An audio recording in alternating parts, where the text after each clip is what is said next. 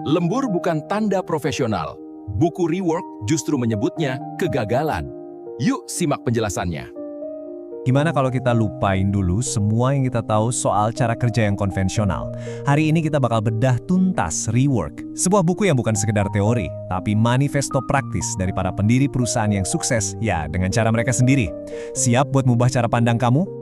Kita mulai langsung dengan peringatan keras dari seorang legenda marketing, Seth Godin. Dia nggak bilang buku ini bagus loh. Dia bilang, abaikan buku ini dan tanggung sendiri risikonya. Wah, ini bukan cuma rekomendasi biasa, ini tantangan. Jadi apa sih yang bikin buku ini begitu berbahaya buat diabaikan? Nah, pertanyaan ini adalah jantung dari Rework. Buku ini menantang semua dogma bisnis yang selama ini kita telan mentah-mentah. Rencana bisnis yang super ribet, obsesi sama pertumbuhan tanpa henti, bahkan glorifikasi kegagalan. Rework ngajak kita buat bakar buku aturan lama dan mulai lagi dari nol. Terus, siapa sih yang berani nulis buku seradikal ini? Mereka adalah Jason Fried dan David Heinemeier Hansson. Mereka ini bukan konsultan atau akademisi ya. Mereka adalah praktisi sejati, orang-orang yang ngebangun perusahaan sukses dengan cara yang benar-benar beda. Dan Rework ini ya, cetak biru dari pengalaman nyata mereka. Ini dia bukti hidup dari filosofi mereka. Perusahaan bernama 37 Signals. Mereka mulai sebagai tim kecil yang iseng-iseng bikin alat buat diri mereka sendiri, yang sekarang kita kenal sebagai Basecamp. Tanpa investor gede, tanpa rencana muluk-muluk, mereka berhasil bangun bisnis yang profitabel dan dicintai jutaan orang. Caranya?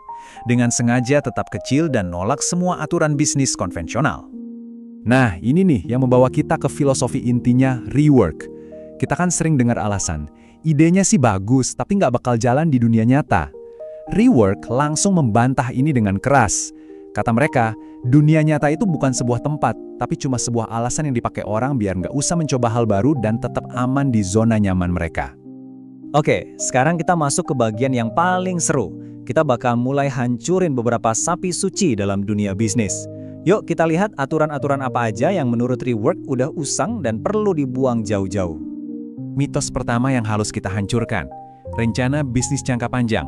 Rework menyebutnya fantasi. Kenapa? Karena itu sama aja kayak mencoba meramal cuaca setahun dari sekarang. Kamu membuat keputusan besar di saat kamu paling nggak tahu apa-apa soal masa depan. Itu resep buat kegagalan kan?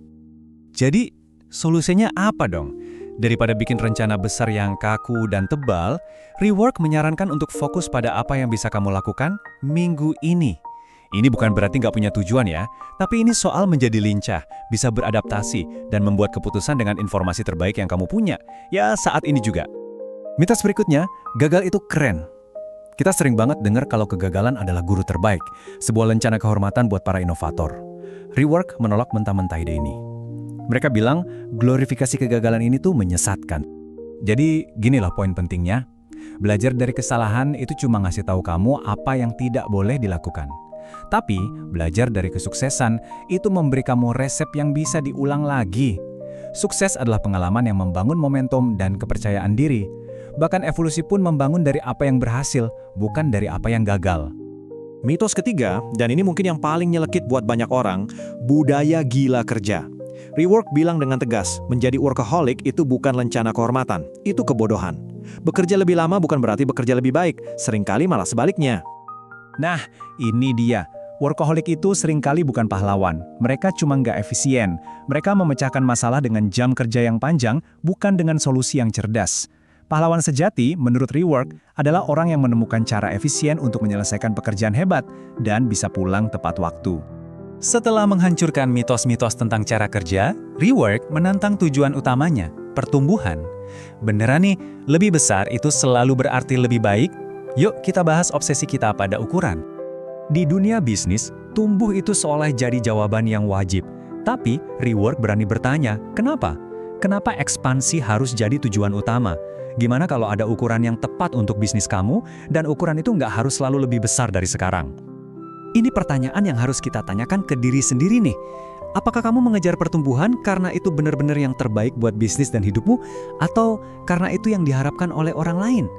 Mungkin ukuran idealmu adalah tim kecil, atau bahkan cuma kamu sendirian, dan itu nggak apa-apa.